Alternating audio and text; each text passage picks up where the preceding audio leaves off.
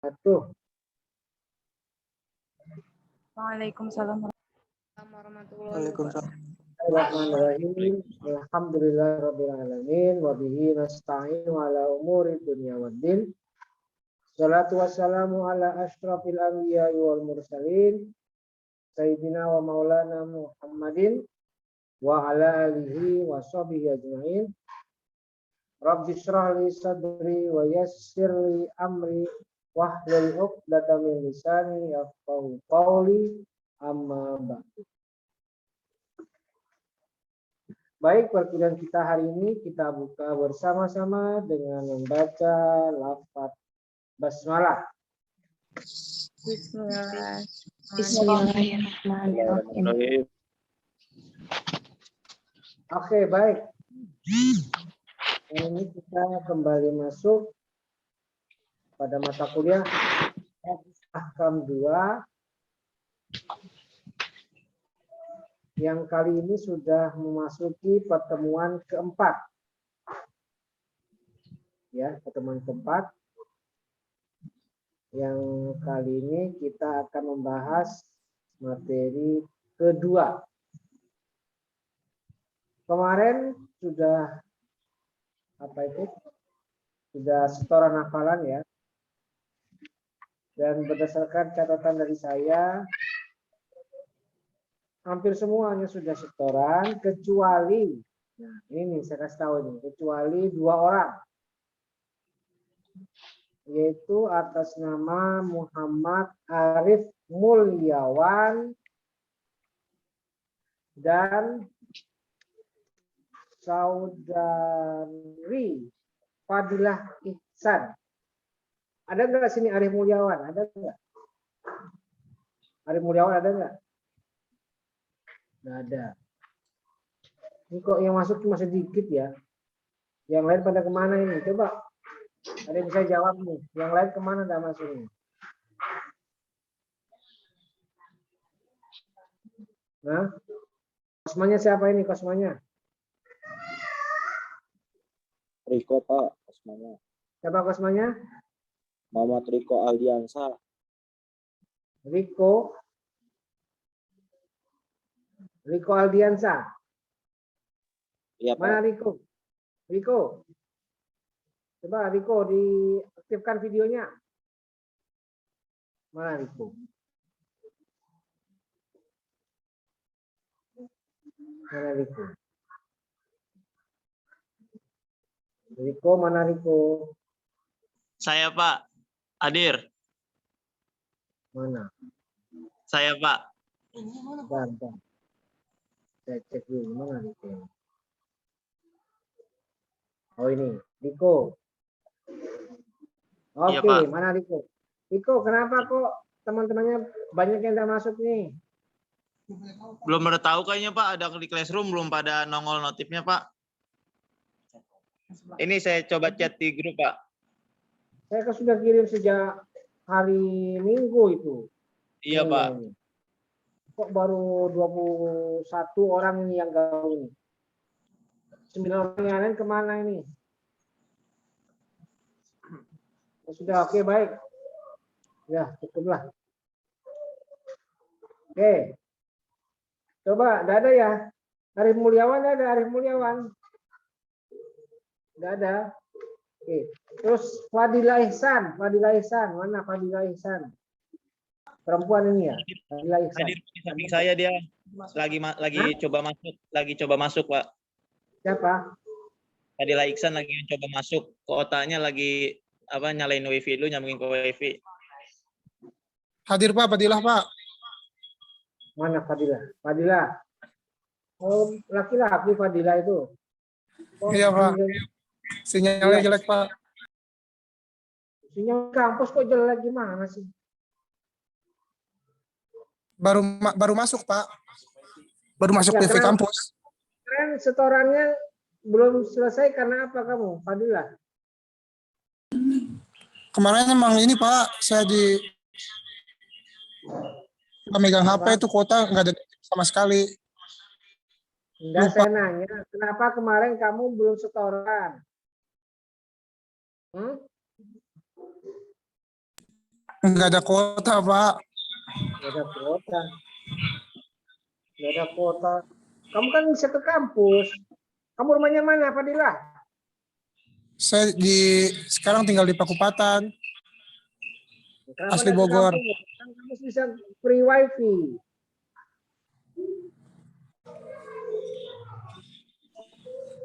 Tidak ada alasan itu tidak ada kuota. Kan bisa ke kampus kamu. Bisa free wifi di sini. Yang penting punya email, punya apa? Punya data aksesnya itu loh. Pakai nomor apa gitu ya. Diusahakan dong. Kamu kalau memang udah punya kuota, usaha. Jangan tidak berusaha. Diam aja. Udah bisa gitu. Harus disetorkan hafalannya segera ya. Baik, Pak. Supaya nanti keluar nilainya. Kalau udah keluar nilai berarti karena apa? Tahu sebab. Ya, oke, baik. Sudah cukup. Oke. Minggu depan 2 kali nggak apa-apa kali, Pak. Udah, usah dibahas, sudah. Oke, baik. Perhatikan. Saya hari ini agak kurang sehat. Saya sedang agak kurang sehat karena ya udah tahu karena kayak enak badan aja ini. Tadi sempat di kelas HKIB agak terforsir saya. Jadi mungkin kali ini saya hanya menyampaikan materi singkat saja ya. Materi secara singkat, tidak perlu panjang-panjang dan tidak ada pertanyaan ya karena saya udah capek ini. Iya. Mungkin nanti pertanyaannya lain kali saja. Dan nanti kalian bisa lihat modulnya itu ada di, ya sudah saya kirim ya di Google Classroom, sudah bisa kalian lihat materinya. Dan saya tunjukkan sebentar ya ini. Oke, kita tampilkan dulu materinya. Bentar. Materinya saya tampilkan dulu.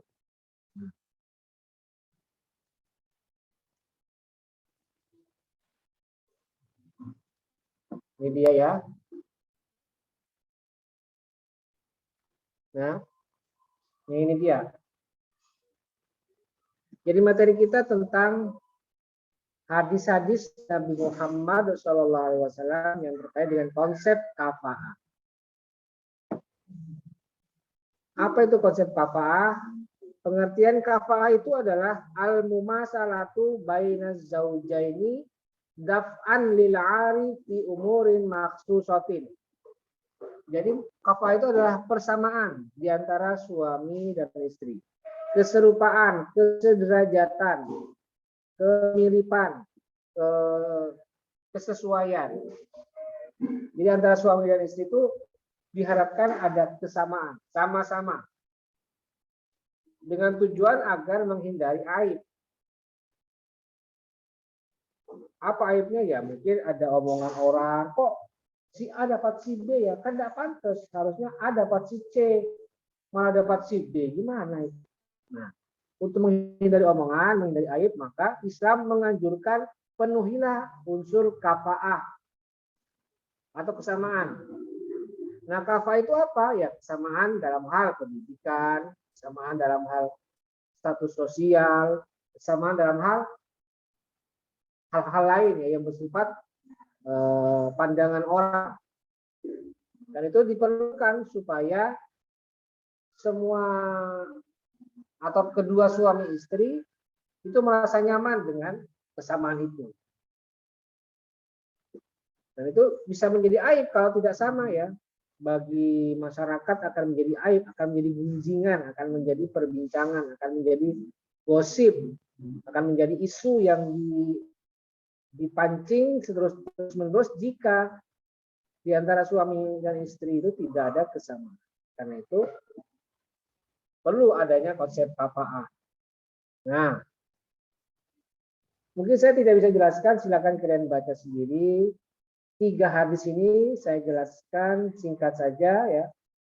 Hadis 1 riwayat Abdullah bin Buraidah yang menjelaskan tentang cerita seorang perempuan yang pernah datang kepada Rasul, dan kepada Rasul itu si gadis ini, si perempuan ini mengatakan, saya pernah dinikahkan, dijodohkan, dipaksa kawin oleh bapak saya dengan sepupu saya.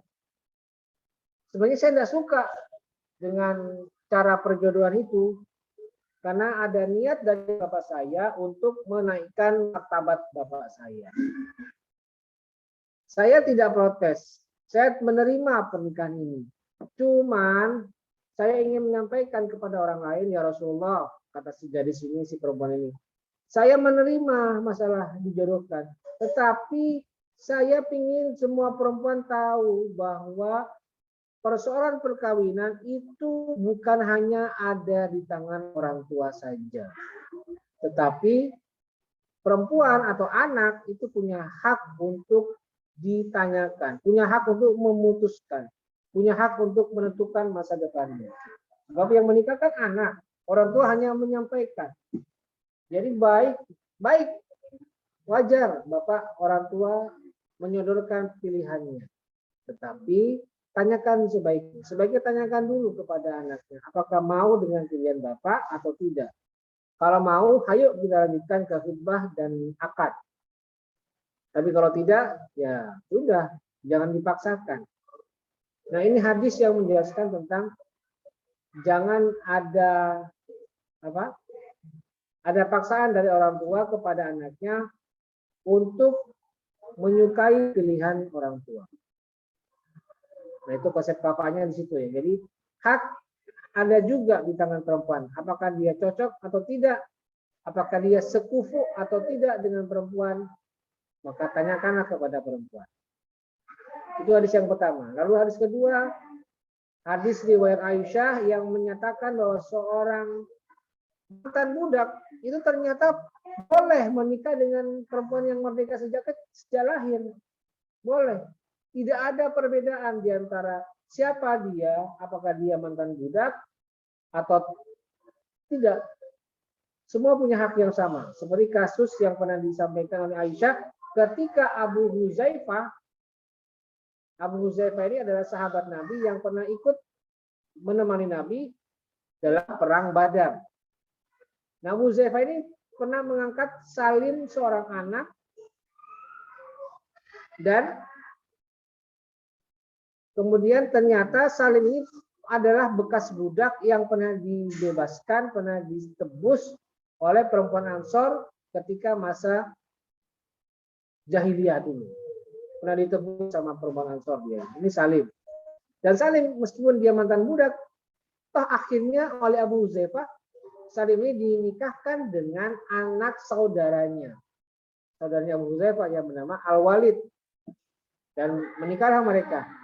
Nah, Al-Walid dan Abu Huzaifah ini tokoh penting. Sahabat Nabi yang punya jasa penting dalam sejarah kehidupan Nabi. Betapa tingginya jasa seorang sahabat ini, tapi dia mau, meskipun dia punya derajat yang cukup tinggi, mau mengangkat menantu dari orang yang dulu pernah jadi budak. Artinya apa? Hadis ini menegaskan bahwa seorang mantan budak itu bisa menikah dengan perempuan yang merdeka sejak lahir. Ini dalam konsep kafah tidak kafah, karena satunya mantan budak, satunya perempuan merdeka sejak lahir. Tidak kafahin. Tapi meskipun tidak kafah, tetap saja ada prinsip lain yang perlu dikedepankan, yaitu apa? Al-musawah bainan nas. Konsep kesetaraan di antara manusia. Yang dilihat bukan dari unsur siapa dia dan apa derajatnya, tetapi karena ketakwaannya. Dan Islam bisa mengesampingkan kafaah. Yang penting apa? Yang penting pandangan manusia sederajat di hadapan Allah, tidak memandang kecuali ketakwaannya. Jadi itu yang perlu dikedepankan. Jadi konsep kafaah bisa diabaikan selama pasangan yang menikah sudah saling mencintai dan saling memahami satu sama lain. Nah, itu dua. Hadis kedua ya. Dan yang ketiga, hadis riwayat Abu Hurairah yang menjelaskan tentang 4 kebiasaan manusia ketika mencari pasangan. 4 kebiasaan. 4 hal yang dicari dari seorang perempuan atau seorang laki-laki ketika mencari jodoh. Apa itu? 1, karena hartanya. 2, karena derajatnya atau karena status atau keturunannya. 3 karena kecantikannya atau ketampanannya. Dan yang keempat karena agamanya. Wajar.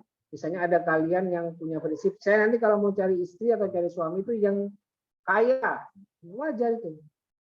Manusiawi. Normal. Kata Nabi juga wajar itu. Karena lima liha, karena hartanya. Atau karena hasabiha, karena keturunannya. Dia anak siapa? Dia anak dari tokoh siapa? Itu wajar. Dan juga wajar karena melihat kecantikannya. Hal yang normal. Siapapun pasti kalau sudah bicara calon suami, pasti melihat rupanya seperti apa. Wajar.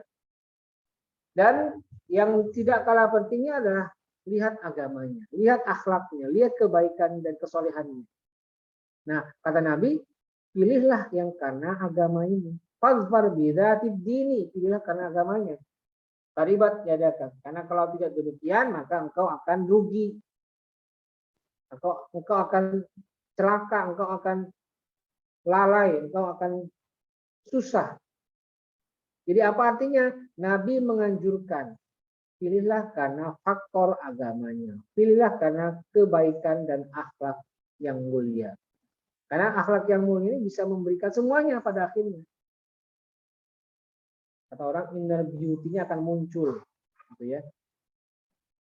Nah, seperti itulah 3 hadis tadi yang sudah saya jelaskan. Mohon maaf karena waktunya terbatas. Saya juga sedang tidak enak badan, kurang sehat. Jadi saya hanya bisa menyampaikan saja. Dan mohon maaf tidak ada pertanyaan. Karena saya mungkin harus segera istirahat ini. Karena saya kurang enak badan. Nah, itulah 3 hadis yang saya jelaskan berkaitan dengan hadis-hadis Nabi Muhammad tentang konsep kafa'ah. Dan sebagai informasi berikutnya, untuk hadis yang akan dihafalkan pada pertemuan yang akan datang, itu adalah hadis nomor 3 ini ya. Hadis riwayat Abu Hurairah, dihafalkan mulai dari matanya, ini ya yang saya blok ya matanya hadisnya. Dan yang kedua adalah artinya. Ya, artinya ini. Dihafalkan. Untuk keterangan atau kesimpulannya tidak perlu ya. Sebab kemarin itu ada yang membacakan kesimpulannya adalah bahwa hadis ini tidak apa-apa lah. Untuk yang kemarin tidak masalah. Tapi untuk yang kali ini dan seterusnya kayaknya tidak perlu kesimpulannya dibaca juga, dihafalkan juga. Tidak perlu ya. Cukup matanya, ini ya, 1 matanya dan artinya. 2 saja ya, matan dan artinya. Oke, baik, saya kira itu penjelasan dari saya. Mohon maaf kalau ada hal-hal yang kurang berkenan, misalnya tidak ada pertanyaan karena kendala kesehatan saya tadi.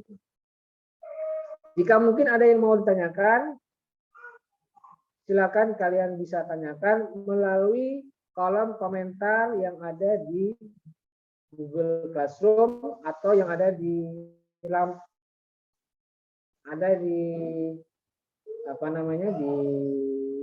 komentar di postingan materi saya ini. Materi kedua ini ada postingan, bisa kalian tanyakan melalui kolom komentar di Google Classroom. Oke, baik, dan silakan absen sudah muncul ya. Dan sekarang yang absen sudah ada 13 orang. 13 orang dari total mahasiswa HKIA itu sebanyak 30 orang. Atau yang ada di room chat ini 25, baru 23 orang. Baru 13 orang, jadi belum ada separuhnya. 14 sudah ada nih, berseparuhnya dikit ya. Segera diisi. Sebelum jam 17.30 akan saya tutup. Segera ya. Yang hari ini tidak muncul di Zoom meeting kali ini, silakan dikabari. Silakan dikabari yang tidak ada di kelas ini. Silakan dikabari untuk segera mengisi absensi. Saya kira itu ya pertemuan kita hari ini. Mohon maaf jika ada kekurangan. Nah, kita tutup bersama-sama dengan membaca lafaz hamdalah. Alhamdulillahirobbil Terima kasih. Wallahul muwaffiq ila aqwamit thoriq. Wassalamualaikum warahmatullahi wabarakatuh. Waalaikumsalam warahmatullahi wabarakatuh.